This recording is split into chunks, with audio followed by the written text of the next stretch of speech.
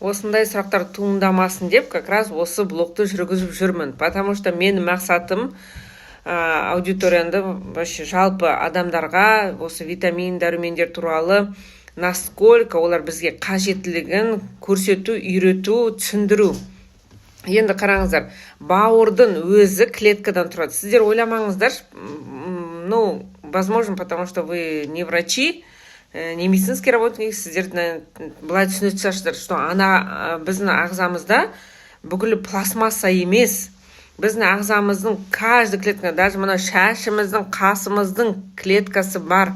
Ол клетка витамин, минералдардан тұрады.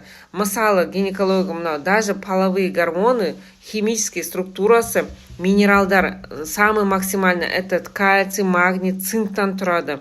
Также барлығы, бүкіл клеткаларымыз, бауыр, бүйрек болсын, асқазан болсын, щитовидка болсын,